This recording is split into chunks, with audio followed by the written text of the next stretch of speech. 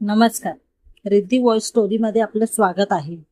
अनोखं मातृत्व भाग 2. तेवढ्यात गाडी हॉस्पिटल समोर थांबली.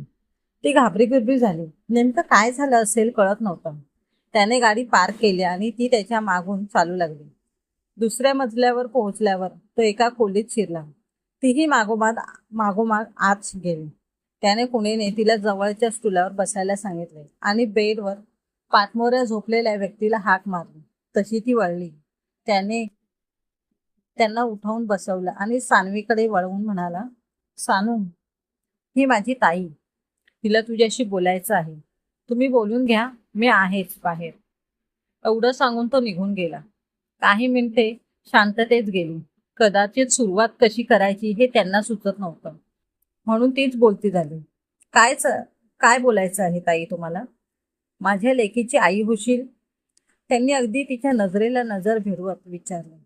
साहजिकच हा प्रश्न तिच्यासाठी अनपेक्षित होता, त्यामुळे थोडीशी गोंधळली.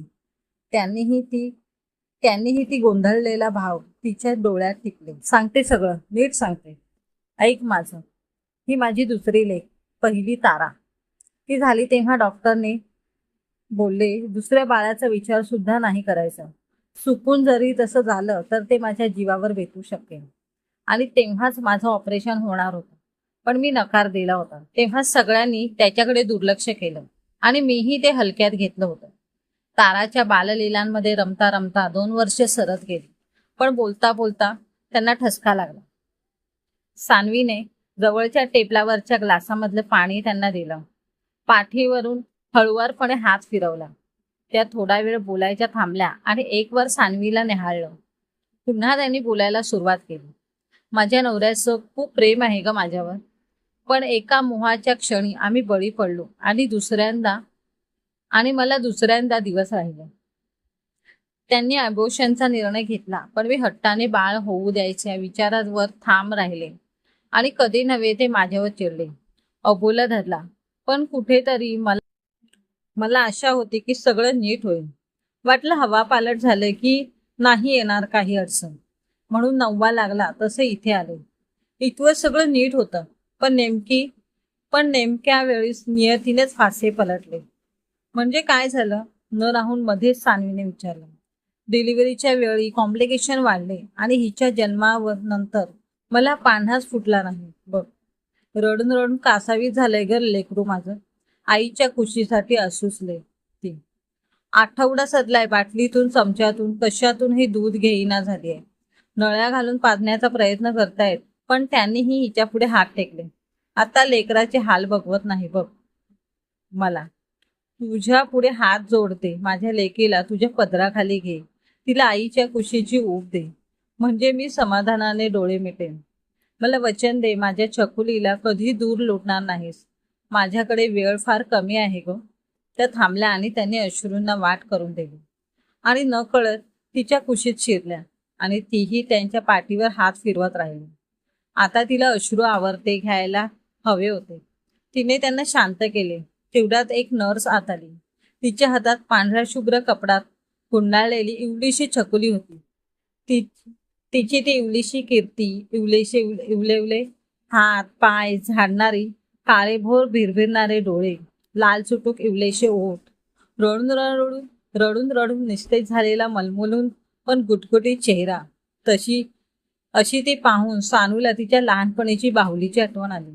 नर्सने तिला सानवीच्या हातात दिलं आणि काय आश्चर्य, तिच्या स्पर्शाने तिची कळी अगदीच खुलली. कधी नव्हे ती तिची आई तिच्या छोट्या परीला हसताना बघत होती. तिने तिची आई निवडली. न कळत त्यांच्या तोंडून शब्दच बाहेर पडले. सानूने जबाबदारी स्वीकारल्यागत तिला घट्ट उराशी कवटाळले. ती नर्स त्यांना चेक करेपर्यंत तिने छोट्याशीला झोपवलं. त्यानंतर ती आणि त्या नर्स रूम बाहेर आल्या. तिने त्याला आत पाठवलं आणि ती त्या नर्सच्या मागोमाग गेली. सुमारे 3-3.5 तासाने ती पुन्हा रूममध्ये आली आणि ताईकडे बघत उद्गारली, आता सगळं नीट होईल, काळजी करू नका आणि तुम्ही आता लवकर बरे हो. मग त्यांच्याकडे वळून म्हणाले, चला निघायचं ना सर? येतो ताई. रात्री काही आणायचंय का तुला दाजीना? त्याने विचारले. नाही, अरे नको काही. सावकाश जा आणि सावकाशीने परत ये. घाईघाईने स्वतःच्या जीवाची दगदग करू नकोस. त्या त्याच्या गालावर हात फिरवत म्हणाल्या. दुपार टळून गेली होती. ऊन कल्ली होती. सर बोलायचं होतं थोडं. त्याने एक वार तिच्याकडे पाहिलं आणि गाडी समुद्र किनाऱ्याच्या दिशेने वळवली. दोघे गाडीतून उतरले. मऊशार वाळूत दोघांनी पावलं उमटत होती. आभाळ गच्च भरून आलेलं असताना कोणत्याही क्षणी पावसाची सर येऊन धडकेल सांगता येत नव्हतं. तो एका ठिकाणी थांबला. दोघे खाली बसले. आजूबाजूला जास्त कोणी दिसत नव्हतं. किनारा अगदी शांत भासत होता. त्याहून भयान होती ती त्या दोघांमधील शांतता. त्या शांततेचा भंग करत ती उद्गारली. सर, बोल सानू, काय बोलायचं आहे तुला? इतके दिवस माझे होणारे घालमेल फक्त तुला कळले. असं मनात साचून राहिलेलं होतं सारं. ताईचा त्रास बघवत नाही. डॉक्टर सांगताय तिच्यावर औषधांचा काहीच परिणाम होत नाही. तरीही ती तग धरून आहे. कशाची वाट बघतेय? पण तिला मलाही सांगता येत नव्हतं. ऐकलं तुझं नाव माझ्या तोंडातून अनेकदा ऐकलं होतं, म्हणून तिला तुझ्याशी बोलावंसं वाटलं. आता मी प्राण डोळ्यात आणून थांबलोय. सांग, काय बोलली ताई?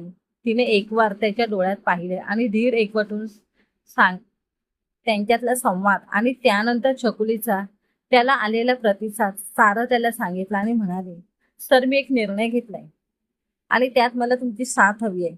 कसला निर्णय? त्याने भांबावून विचारले. सांगते. मगाशी तुम्ही आत आल्यानंतर मी त्या नर्स सोबत गेले.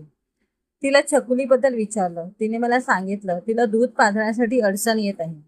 नाकातून नळी घालून सध्या तरी निभावतंय, पण हे असं जास्त दिवस करणं शक्य नाही.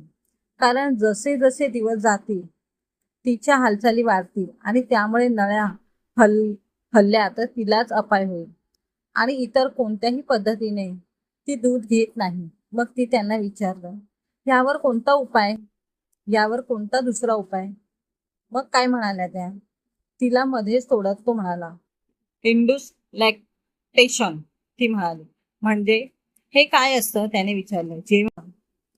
जेव्हा एखादी स्त्री गरोदर असते तेव्हा दुसऱ्या किंवा तिसऱ्या आठवड्यापासून ऑक्सिटॉनिक हा हार्मोन्स तिच्या शरीरामध्ये सक्रिय होतो, ज्याद्वारे तिच्या स्तनामध्ये दुधाच्या निर्मितीला सुरुवात होते आणि 8-9 महिन्याच्या अखेरीस ती बाळाला दूध पाजू शकते. ही नैसर्गिकरित्या होणारी प्रक्रिया आहे, पण आपल्याकडे सुदैवाने हा पर्याय उपलब्ध नाहीये.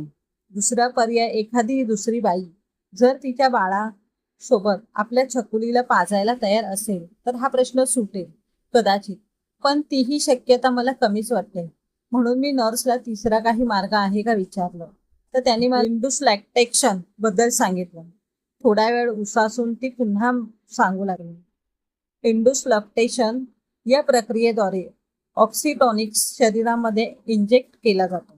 औषधोपचार करून प्रोलॅक्टिन लेवल वाढते आणि त्यानंतर इलेक्ट्रिक पंपिंग, हँड एक्सप्रेसिंग अशा पद्धती वापरून 1-1.5 महिन्यात दुधाची निर्मिती केली जाते आणि हे दूध आईच्या दुधा इतकेच शक्तिवर्धक असते, बाळाला लाभदायक असते, त्याचा बाळाला अपाय होत नाही. तर ती असा निर्णय घेतलाय की मी या प्रक्रियेला सामोरे जाणार आणि त्यात मला तुमची साथ हवी आहे. सर, सांगा, द्याल माझी साथ? अगं, पण याचा तुला काही त्रास झाला भविष्यात तर? आणि तसंही बॉटल फिडिंगचा पर्याय शिल्लक आहेच अजून आपल्याकडे. तो तिच्या काळजीने कळवळून म्हणाला. हो, पण त्याने बाळाला त्रास होतो, त्यामुळे बाळ कमजोर होतं, सतत आजारी पडतं. तुम्हाला चालणार आहे का हे? आणि मुळात तुम्ही तिला पुन्हा पुन्हा डॉक्टरकडे ने-आण करणार आहात का?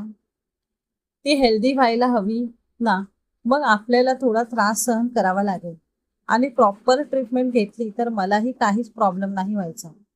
ती त्याला समजावत म्हणाली. तू म्हणतेस ते पटतंय, पण त्यासाठी तुझा असा वापर करणं खटकतंय का मनाला? कितीतरी फायदा घेऊन बोट दिलं म्हणजे हात धरू नये म्हणतात, आणि तू तर हे अनंत उपकार करणार आहेस. तो करुण स्वरात म्हणाला. तिने विश्वासाने तिचा हातात घेतला आणि म्हणाली, सर, असं काही मनात येऊ देऊ नका. उपकार वगैरे काही नाही. मी माझी स्त्री धर्म निभावते. माझ्या पाण्यानं त्या कोवळ्या जीवाची भूक भागणार असेल तर मी तयार आहे थोडासा त्रास सहन करायला, आणि जन्म दिला नसला तरी तिची दुधाई व्हायचं सौख्य आम्हाला लाभणार आहे क्रमश. उर्वरित कथा पुढील भागात पाहूया.